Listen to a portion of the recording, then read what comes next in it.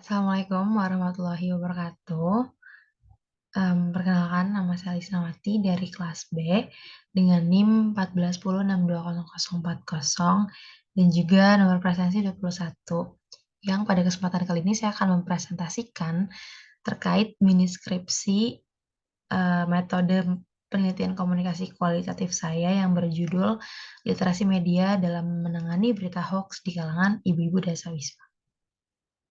Oke, bagian pertama adalah bagian pendahuluan yang terdiri dari latar belakang masalah, perumusan penelitian,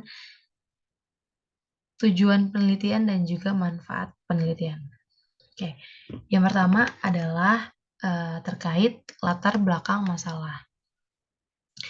Jadi, perkembangan teknologi komunikasi dan juga informasi membawa dampak yang sangat berpengaruh terhadap kehidupan di masa kini. Munculnya keberagaman media informasi seperti media cetak, media elektronik, media sosial, hingga ke media audiovisual merupakan sebuah sumber layanan informasi bagi masyarakat. Namun, dengan banyaknya sumber informasi tersebut, maka semakin banyak pula kemungkinan informasi atau berita yang disebarkan oleh seseorang maupun kelompok yang tidak bisa kita identifikasi kebenarannya atau dapat teridentifikasi menjadi sebuah berita hoax atau berita bohong. Nah, hoax adalah informasi yang diimplementasikan untuk menutup kebenaran dari informasi asli. Dengan kata lain, hoax juga bisa diartikan sebagai cara penyangkalan sebuah fakta dengan menggunakan informasi yang diyakini benar adanya, namun kebenarannya tidak dapat dibuktikan. Hoax juga bisa diartikan sebagai perilaku untuk mengelabui informasi yang sebenarnya, dengan cara memenuhi sebuah media dengan informasi yang salah agar bisa menutupi informasi yang benar. Tujuan dari hoax yang disengaja adalah membuat masyarakat merasa tidak aman, tidak nyaman, bahkan kebingungan. Nah, dalam kebingungan tersebut, masyarakat akan mengambil keputusan yang lemah, tidak bisa meyakinkan, bahkan bisa sampai mengambil keputusan yang salah. Berdasarkan data yang dirilis oleh Katadata pada Januari tahun 2022, hasil survei yang dilakukan oleh Kementerian Komunikasi dan juga Informatika bersama dengan Katadata Insight Center memperoleh hasil bahwa sebanyak 11,9% masyarakat terbukti pernah menyebarkan berita hoax. Angka tersebut naik dari persentase tahun sebelumnya, yang berarti bahwa masih terdapat banyaknya masyarakat yang menyebarkan berita bohong. Survei ini dilakukan dengan teknik home visit dan metode multistage random sampling kepada 10.000 responden dengan margin of error kurang lebih sebesar 0,98%. Maka tingkat kepercayaan dari surveinya Katadata bersama dengan Kementerian Komunikasi dan Informatika adalah sebesar 95%. Nah, selanjutnya, salah satu media yang di dalamnya terdapat paling banyak berita hoax adalah media sosial. Media sosial adalah sebuah media online yang dinilai selain memiliki tujuan agar dapat berkomunikasi kapan saja dan juga di mana saja, juga bisa sebagai media penggalian, penyajian, hingga ke pertukaran informasi, bahkan bisa lebih dari itu. Hal tersebutlah yang membuat media sosial ini sangat dibutuhkan oleh masyarakat, karena kegunaannya yang mampu membantu kehidupan sehari-hari. Contoh dari media sosial adalah Facebook, Instagram, lalu ada YouTube, lalu ada WhatsApp, lalu ada Line, lalu ada Twitter, dan juga masih banyak lainnya. Namun, ternyata selain dampak positif yang ditimbulkan dan yang didapatkan oleh keberadaan media sosial, tidak luput juga ternyata media sosial ini dari dampak negatif, yakni salah satunya adalah penyebaran hoax atau berita bohong.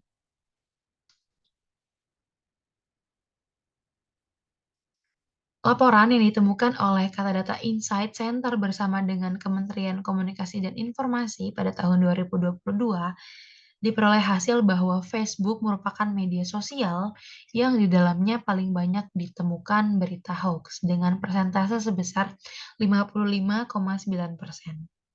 Disusul oleh berita online sebesar 16%, lalu ada WhatsApp sebesar 13,9%, lalu ada YouTube 13,1%, lalu 10,9% di YouTube, 7,4% di Instagram, 2% di Twitter, 1,4% di koran ataupun majalah, 0,5% di Line, dan yang terakhir adalah 0,3% di radio.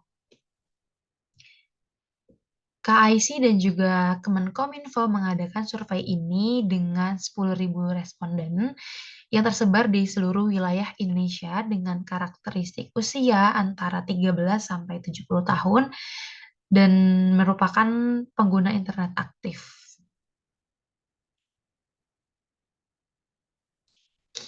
Nah, pada dasarnya dan juga seharusnya setiap orang itu harus bisa menjaga dan waspada terhadap informasi maupun berita yang diterima ataupun disampaikan di tengah padat dan keruhnya media sosial. Hal ini membuat masyarakat harus dapat beradaptasi lagi terhadap media dan juga teknologi. Banyak sekali orang yang sudah mulai khawatir terkait informasi yang disampaikannya melalui media, juga terkait kebebasannya dalam menerima informasi yang mengakibatkan munculnya keluhan serta rasa kecemasan hingga dapat menimbulkan konflik.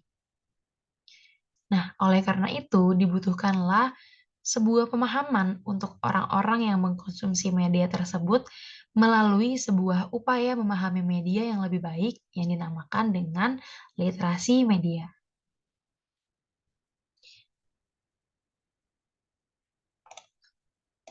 Literasi media merujuk pada pendidikan yang mengajarkan khalayak untuk menganalisis pesan media secara kritis, memahami tujuan komersial ataupun politik media, serta bertanggung jawab dan memberikan respon yang tepat saat berinteraksi dengan media. Menurut Hobbes, literasi media adalah suatu proses yang melibatkan akses, selanjutnya analisis, dan juga kreativitas dalam menciptakan pesan dengan menggunakan media. Literasi media dapat membantu masyarakat untuk mengembangkan pemahaman yang kritis dan juga meningkatkan kesadaran tentang bagaimana cara kerja sebuah ataupun suatu media. Di dalam era teknologi informasi dan juga komunikasi yang sangat berkembang pesat ini, keterampilan literasi media menjadi semakin penting bagi khalayak yang aktif.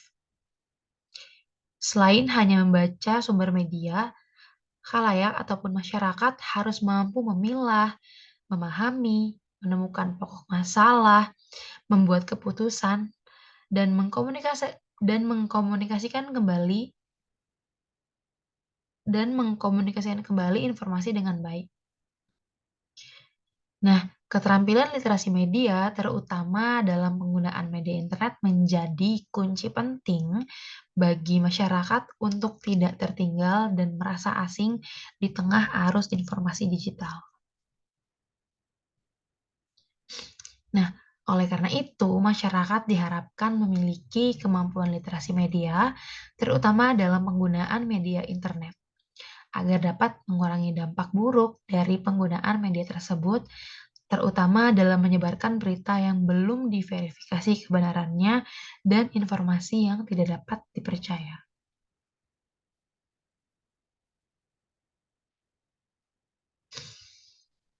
Selanjutnya adalah terkait rumusan penelitian.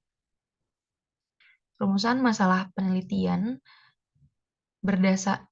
maksudnya adalah fokus penelitian. Berdasarkan latar belakang yang sudah dijelaskan, maka fokus penelitian ini adalah bagaimana literasi media dalam mengatasi hoax di kalangan ibu-ibu dan siswa. Selanjutnya adalah tujuan. Berdasarkan fokus masalah yang telah ditentukan, maka tujuan penelitian ini adalah untuk mengetahui bagaimana literasi media dalam mengatasi hoax di kalangan ibu-ibu dan siswa. Dan selanjutnya, subbab terakhir di dalam bab 1, bab pendahuluan adalah manfaat. Manfaat yang dapat diperoleh dari penelitian ini terbagi menjadi dua manfaat. Yang pertama adalah manfaat akademis, dan yang kedua adalah manfaat praktis. Dari segi manfaat akademis, diharapkan adalah penelitian ini mampu memperkaya kajian ilmu komunikasi di bidang komunikasi, terutama komunikasi massa. Selanjutnya, pada manfaat praktis dari penelitian ini adalah diharapkan penelitian ini dapat menambah wawasan serta pengetahuan baik dari peneliti maupun dari para pembaca untuk kemudian diimplementasikan dan juga untuk menambah kajian literatur untuk penelitian selanjutnya dengan topik dan tema yang serupa. Oke, selanjutnya kita akan masuk ke bab 2 dari konsep, review literatur, dan juga hipotesis teori. Kita masuk ke bagian 2.1 yakni konsep. Konsep penelitian yang saya ambil dari kualitatif ini adalah komunikasi massa. Komunikasi massa adalah komunikasi yang ditujukan kepada audiens yang besar atau sebuah massa dengan komunikasi yang heterogen.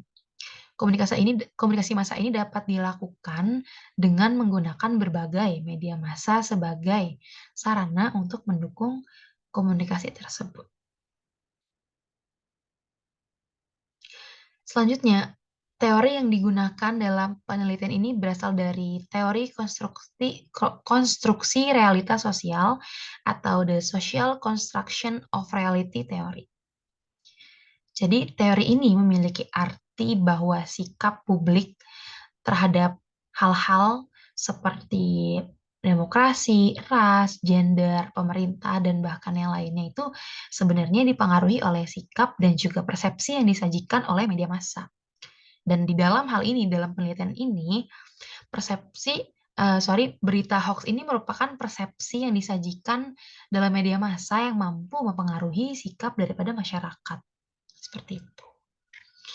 Selanjutnya adalah review literatur yang berisikan referensi jurnal yang dapat membantu berjalannya penelitian ini.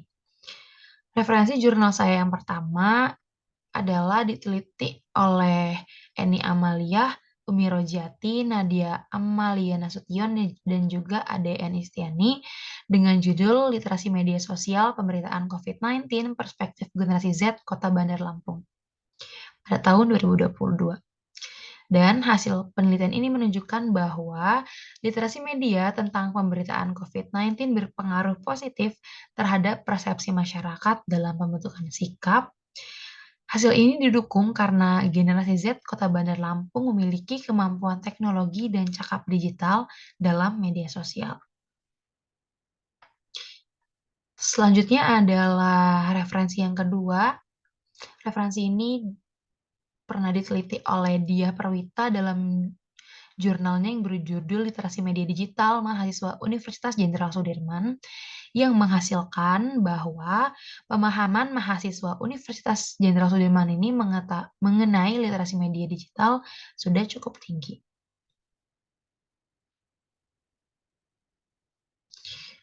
Selanjutnya yang ketiga terkait review literatur. Yang ketiga ini oleh Fadil Pahlevi Hidayat dan juga Faizal Hamzah Lubis dengan judul Literasi Media dalam Menangkal Radikalisme pada Siswa. Hasil penelitiannya menunjukkan bahwa kemampuan literasi media dalam menangkal radikalisme berada pada level basic, dikarenakan pengetahuan, kemampuan menganalisis dan berpikir siswa-siswi SMA Nur Azizi masih terbatas.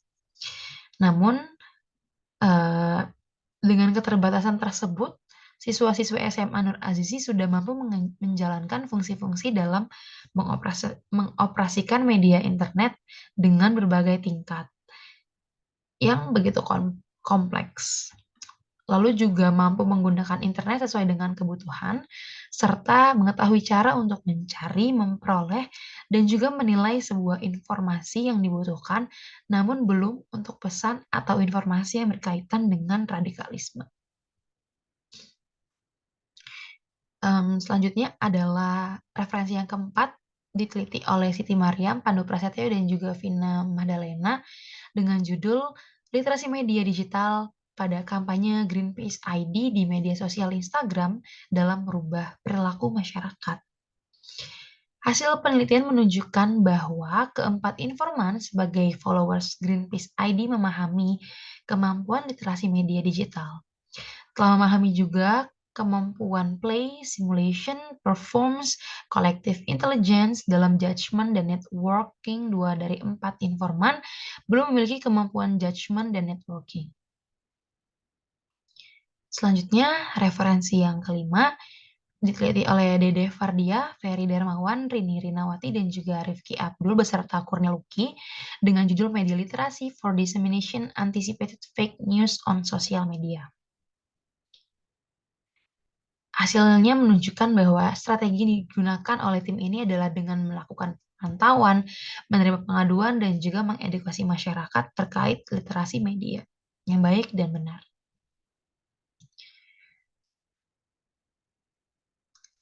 Selanjutnya adalah review literatur yang ke-6 oleh Suci Ramadhani, Irna Yusriani Simamora dengan judul Literasi Media sebagai Bentuk Etika Komunikasi Islam yang menghasilkan bahwa kemampuan literasi yang baik dalam memilah dan memilih konten media merupakan sebuah bentuk dari etika komunikasi yang juga berhubungan dengan etika komunikasi Islam.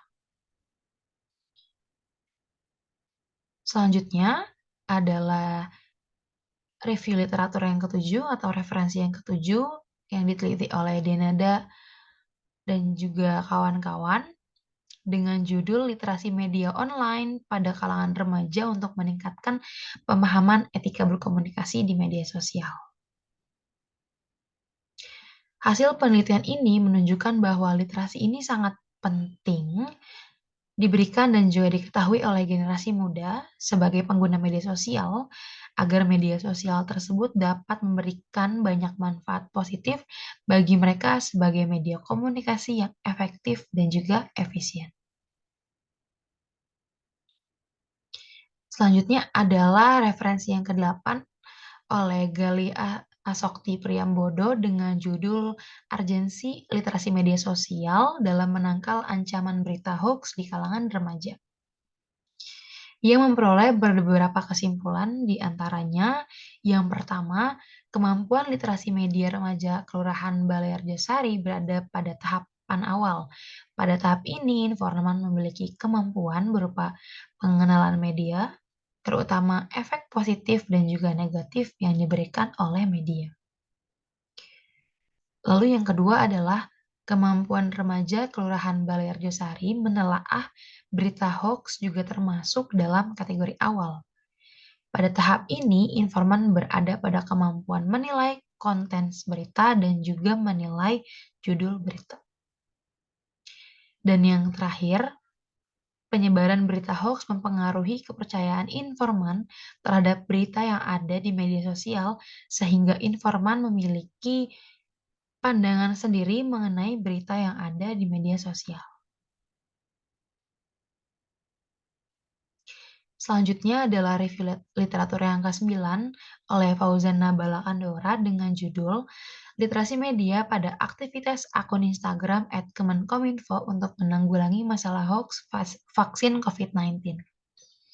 Dengan perolehan hasil penelitian bahwa akun Instagram @kemenkominfo sudah sesuai dengan literasi media dalam memberikan informasi mengenai hal-hal yang berkaitan dengan vaksin COVID-19. Serta informasi yang diberikan juga bertujuan untuk menanggulangi masalah hoax vaksin COVID-19. Dan selanjutnya adalah review yang terakhir, referensi yang terakhir oleh Rafida Hanum dengan judul Literasi Media pada Mahasiswa Fakultas Dakwah dan Komunikasi dalam Meminimalkan Hoax. Dengan hasil penelitian yaitu dari 9 mahasiswa KPI yang menjadi informan, hanya terdapat 2 di antaranya yang masih kurang paham dalam memahami literasi media. Oke, selanjutnya adalah variabel dalam penelitian ini. Dalam penelitian kualitatif, hanya menggunakan satu variabel, yakni adalah literasi media.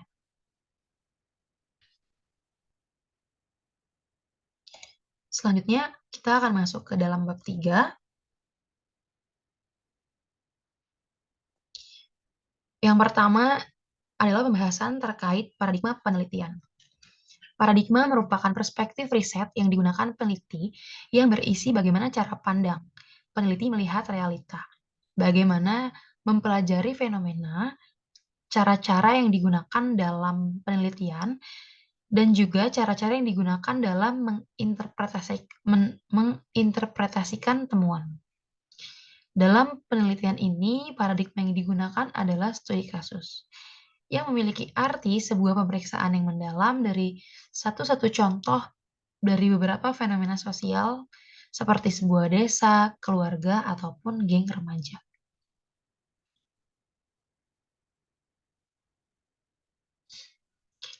Selanjutnya adalah terkait pendekatan penelitian.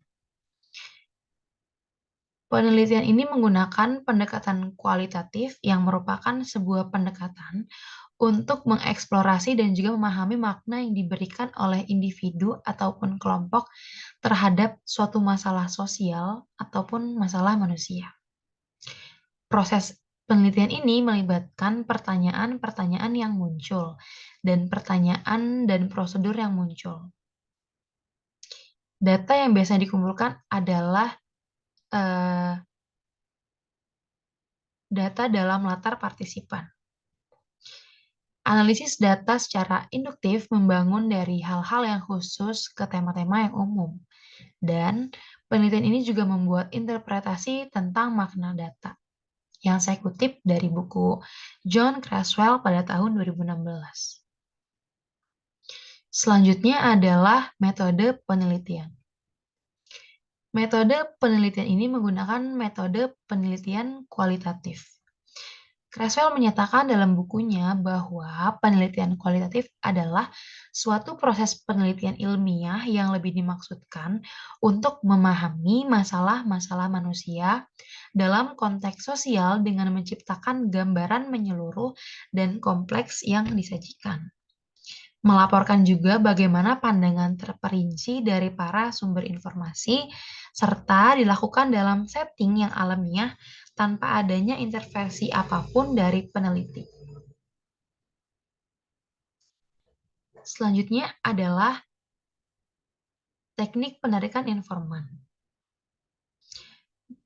Teknik penarikan informan dalam penelitian ini adalah teknik purposive sampling, yakni cara penarikan informan dengan menggunakan kriteria tertentu. Dan dalam hal ini, kriteria informan yang digunakan adalah ibu-ibu dasawisma yang berdomisili di RT 002, RW 003, Kelurahan Cilangkap, Kecamatan Cipayung, Jakarta Timur.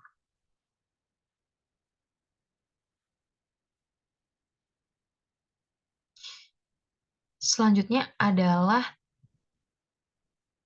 terkait dengan metode pengumpulan data. Metode pengumpulan data dalam penelitian ini didasarkan oleh dua fakta, yakni data primer dan juga data sekunder. Data primer yang diperoleh adalah melalui wawancara yang nantinya akan dilakukan bersama dengan informan, serta data sekunder diperoleh dari literatur jurnal dan juga skripsi dengan penelitian serupa, serta buku-buku yang berkaitan dengan penelitian ini. Selanjutnya adalah metode pengukuran data, yang terdiri dari keabsahan data dan juga reliability coding. Yang pertama adalah tentang keabsahan data. atau data validity. Validitas adalah salah satu kekuatan penelitian kualitatif yang didasarkan pada cara menentukan apakah temuan-temuannya ini akurat dari sudut pandang peneliti, partisipan, maupun pembaca suatu laporan. Terdapat pula banyak istilah dalam literatur kualitatif yang membahas tentang validitas. Selanjutnya terkait reliability coding. Pengkodean adalah proses mengubah data mentah ke dalam bentuk yang terstandarisasi. Dan dalam analisis ini, komunikasi lisan, tertulis, ataupun lainnya dikodekan dan diklasifikasi menurut suatu kerangka kerja konseptual. Reliability coding yang digunakan dalam penelitian ini adalah open coding, yang merupakan sebuah pelabelan awal konsep-konsep dalam analisis data kualitatif. Dalam open coding ini atau pengodean dengan cara terbuka, kode-kode tersebut disarankan oleh para peneliti pemeriksaan dan pertanyaan yang berdasarkan dari data. Selanjutnya adalah metode analisis data. Analisis data merupakan sebuah proses yang berkelanjutan selama penelitian. Proses ini melibatkan analisis informasi peserta dan peneliti biasanya menggunakan langkah-langkah analisis umum serta langkah-langkah yang ditemukan dalam desain tertentu. Langkah-langkah yang lebih umum meliputi pengorganisasian dan judul tersebut menjadi sebuah deskripsi dan juga analisis tematik, lalu menggunakan program komputer untuk merepresentasikan temuan dalam bentuk tabel, grafik, maupun gambar, dan bagaimana cara untuk presentasikan sebuah temuan. Dan interpretasi ini meliputi bagaimana pernyataan pelajaran yang dipetik, bagaimana membandingkan temuan dengan literatur dan juga teori-teori yang sebelumnya, bagaimana cara mengajukan pertanyaan, menawarkan perspektif pribadi, menyatakan keterbatasan, dan memajukan agenda reformasi.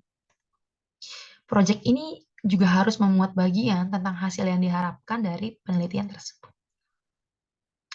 Terakhir, langkah penting tambahan dalam merencanakan sebuah proposal adalah dengan menyebutkan strategi yang akan digunakan untuk memvalidasi keakuratan temuan dan juga menunjukkan keandalan kode dan tema yang dikutip dari buku John Creswell pada tahun 2016.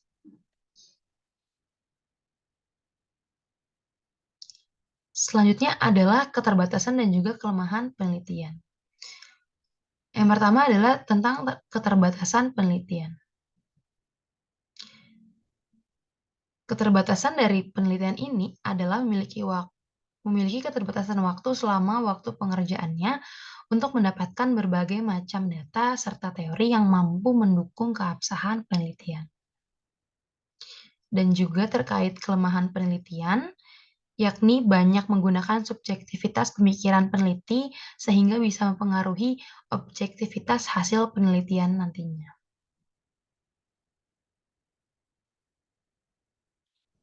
Oke. Dan yang terakhir sebelum penutup adalah terkait lampiran yang berisi data masalah atau uniqueness proposal penelitian dan juga daftar pertanyaan mini skripsi. Data masalah atau uniqueness proposal penelitian terdiri dari peneliti menggunakan teknik wawancara di mana kebanyakan jawaban dari narasumber merupakan sebuah pernyataan yang subjektif sehingga bisa berpengaruh terhadap keobjektivitasan penelitian. Dan selanjutnya adalah terkait daftar pertanyaan mini skripsi yang berjumlah sekitar 10 pertanyaan. Pertanyaan pertama adalah, apakah Ibu tahu tentang pengertian literasi media? Lalu, bagaimanakah tanggapan Ibu terhadap penggunaan literasi media di era sekarang? Selanjutnya adalah, apakah Ibu tahu tentang berita hoax? Selanjutnya juga adalah bagaimana tanggapan Ibu terhadap berita hoax yang banyak muncul di media? Yang kelima adalah apa yang Ibu lakukan ketika seseorang mengirimkan informasi hoax ke media sosial Ibu? Selanjutnya adalah bagaimana cara Ibu tahu informasi yang Ibu dapatkan itu merupakan informasi yang benar atau informasi bohong? ketujuh adalah ketika Ibu mendapatkan suatu informasi, apakah Ibu langsung membagikannya kepada kawan atau bagaimana? Pertanyaan ke-8 adalah, bagaimana sikap Anda saat mendapati banyaknya beredar informasi hoaks di lingkungan sosial? Pertanyaan yang ke-9 adalah, adakah upaya yang Anda lakukan untuk meminimalkan hoaks di kalangan masyarakat?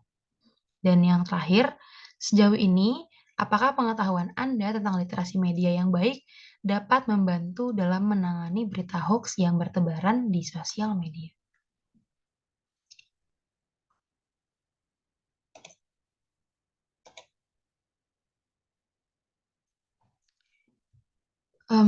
Baik, mungkin hanya segitu saja yang mampu dapat saya sampaikan. Lagi-lagi, jika terdapat kesalahan kata maupun kurangnya kesalahan penyebutan kata dalam presentasi tadi, itu adalah murni kesalahan dari saya dan saya mohon dibukakan pintu maaf yang sebesar-besarnya. Kurang lebihnya mohon maaf. Terima kasih dan wassalamualaikum warahmatullahi wabarakatuh.